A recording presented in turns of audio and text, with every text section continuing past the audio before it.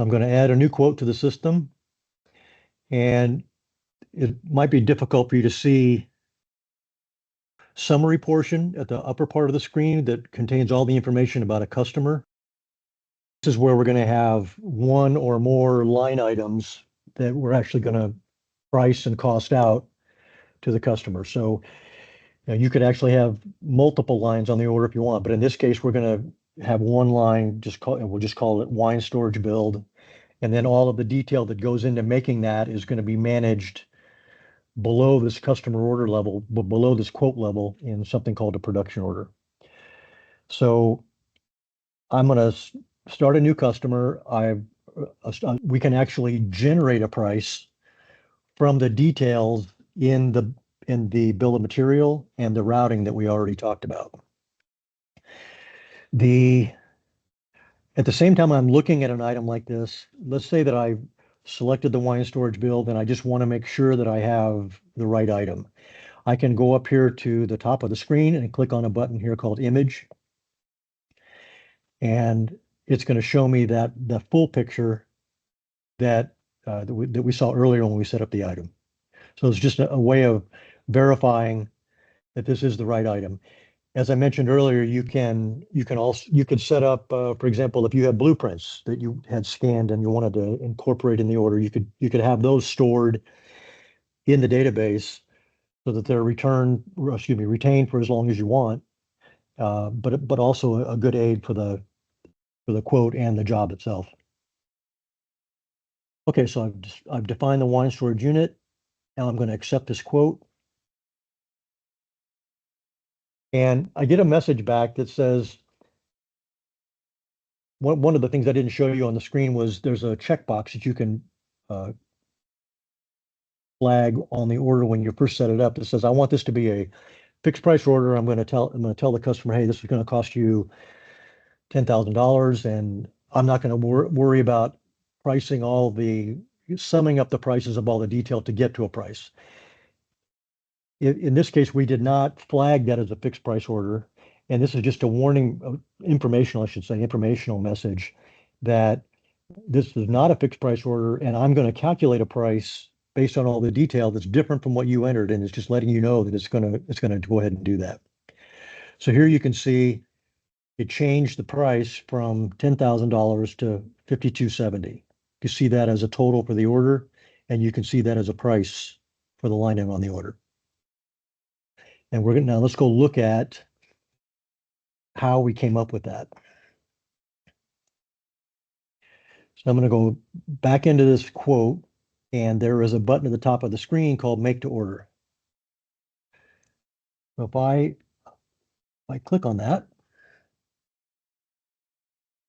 this is going to take me into the actual production order that's going to be used to manage the build of this wine storage unit. So I have it set up with a start date of today's date, a due date of today. You can obviously put due dates out into the future as far as you want. So if I wanted to start on this today and I know it's going to take me 60 days to make it, I can put a due date further out. This due date would be tied to the actual date on the sales order line item. We just let it default to today's date. So I have this order that is linked to a sales order number 510. And if I go look at the components on this order, we're going to see the same bill of material that we saw on the original setup. And if I look to the right for each of these components, here I can see the number of, for example, the number of sheets of mahogany I'm going to need, the number of 8-foot 2x4s I'm going to need, the amount of mahogany molding, the amount of poplar sheet for the drawers, and the fact that I'm going to need two glass panels. So it shows me what I need. It also shows me, because this is an inventory-based system, what I have on hand. And it nets those out to shows me what I have on hand. But some of this material may be used by other jobs that are currently in progress. So it will show you an available quantity that will be what's on hand minus what's already been reserved for other jobs. So it's kind of a good way for you to check right up front as you're quoting this, that if you had anything that showed an available that was negative, like in this case, the glass, I arbitrarily decided that you're never going to stock glass. You're always going to buy it when you need it for the job. So you don't have anything on hand and it shows a negative availability. If any of the other items showed a negative availability, this kind of gives you a chance up front to plan for what additional items you need to buy. So another thing that we're gonna have over here is for these component items, we can set flags to indicate if we want this detail to show up on the quote and if we want it to show up on the invoice. So you can define line items that you know you're going to work internally, but you don't necessarily want the customer to have to see that on the quote or see the detail on the invoice. But for the purposes of the demo, I'm just going to go ahead and flag all these to say we do want to see all of them. And then same thing for the routing. I have routing steps. So I have each of those steps. And here you can see what my charge is going to be to the customer. So I'm saying that for cutting of the mahogany sheets, I'm going to charge the customer $75 per sheet that I'm going to cut.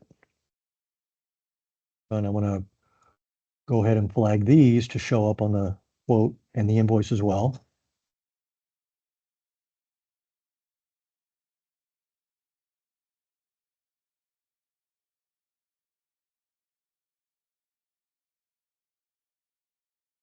And then I'm going to do one more thing here. We have the ability, in addition to components and a routing, we have the ability to define something called miscellaneous costs. So I'm just going to say, I'm going to create a kind of a category on the order called fasteners. And we'll just say that those are screws, nuts, and bolts. I'm expecting that I'm going to spend about 50 bucks on these fasteners. And I'm going to charge the customer $100 for the fastener material. And I want to include that in the quote in terms of printing it, pricing it, taxing it, the works. So now I've made some changes to this production order. I had components, I had a routing. And if you remember the component and the routing generated a net price to the customer of $5,270. I just added $100 worth of fasteners. So when I click OK to save this order, I should get a message. No, I did not get a message. See here.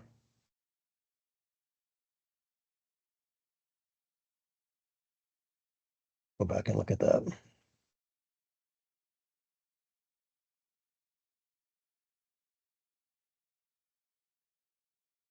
Okay.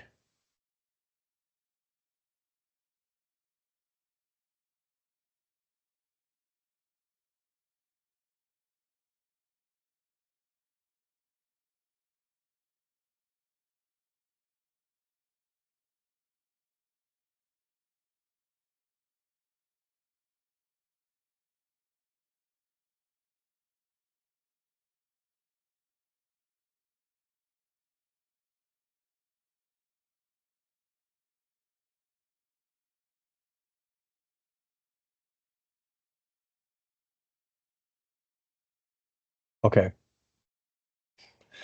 So now we're at the production order. I'm looking at the cost. Wanted to make sure that the fasteners are still showing up. And I'm going to click OK. There we go. Now it's asking me if I want to recalculate the price. I'm going to say yes.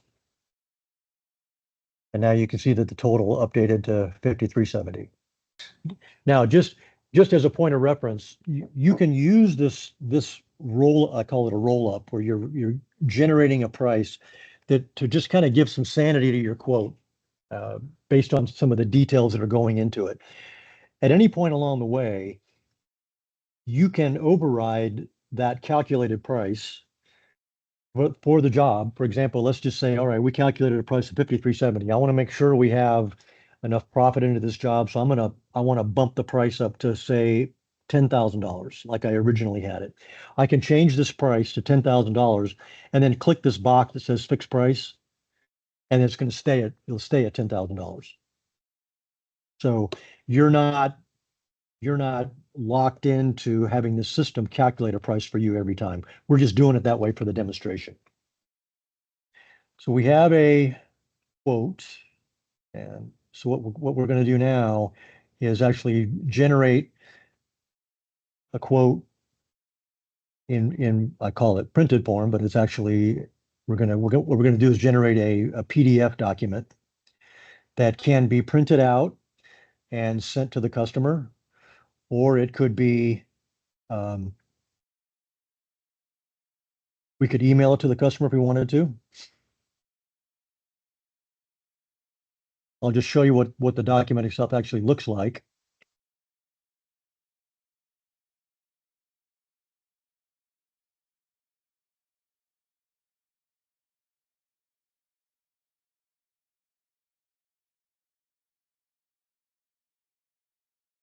So here's a PDF image of the quotation.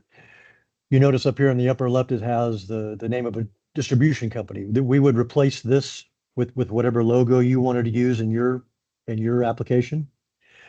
And we're showing the customer information, who we're selling it to, where it's going to be, in this case, not shipped to, but installed. And we have the quote number, the date, and then we show the detail that goes into this wine storage build. So this is what the customer would actually see. They don't see the cost information, obviously. And as I mentioned, this can be you can generate it in such a way so that you might want to have it come to the screen here so you can look at it and verify before you send it off. And then when you're done with the document generation, you can click a different button and have it actually emailed to them, or if you wanted to print it out um, and put it in an envelope and mail it to them, you can do that as well.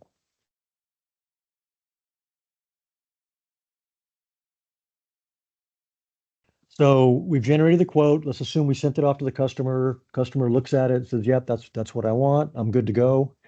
The next step along the way, we want to go to that quote and now turn it into a sales order. We actually want to get the process started. We want to allocate the material. Remember, I showed you earlier that when we were looking at components and there were each component had a quantity on hand and a quantity available, which was net of commitments that I had made for that material on other jobs. Converting from a quote to an order, that's where I'm going to actually reserve the material. Okay. So I'm going to bring that quote up.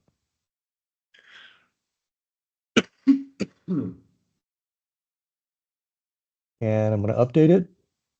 And I'm going to go over here to the type. You see the type says QUO. I'm going to change this to a regular order.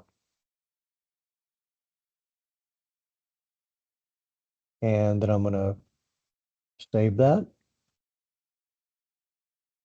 And it's asking me one more time, do you want to recalculate the prices? Has anything else changed that you might want to incorporate into this? I'm going to say, no, I'm good with the pricing. Let's let it go. So now this is where it says, I need a purchase order. Okay. So I'm going to, well, I don't want to do that. I'm going to go back and I'll put in a PO number from them, save that. So now I have a regular order. Instead, no longer a quote, it's now an order. It's been converted into an order. So if I go now and look at that production order that's working behind this, here I see that same order, and you see down here at the bottom, there's a flag that says allocate now, and it's checked. Mm-hmm. So I'm going to say, okay, yeah, I want to allocate now. And it's going to ask me if I want to create purchase orders for any of the components that were short. Remember, we had the glass was something that we did not have in stock. So I'm going to say, yes, I want to create purchase orders. So here it's coming up with a screen telling me this is what it expects to create POs for. I'm going to check the box to say, yeah, I confirm that I do want a PO created for this item. And there's a value here called type. And you have two choices with the type. You can tell the system that I'm placing a PO for this glass. When the glass comes in, I want to receive it against a PO and put it into inventory and then issue it back out to the job. So I have clear tracking of the fact that if I look at inventory history for glass, I can see 2 sheets of glass came in on this day with this PO number, and then they went out, say, the same day or the next day on the job that I need it for. Or in the case of what we're doing here is we're saying this is something I need right now. I don't need to worry about going through tracing it through inventory. I'm just going to go straight to the production order that needs it. So I'm going to use this flag called direct to production. So I flagged that. I'm going to say I want to create the order. It created the order behind the scenes. It's letting me know that it did that. And you can see here it's created a purchase order number 191. So we'll jump out of here.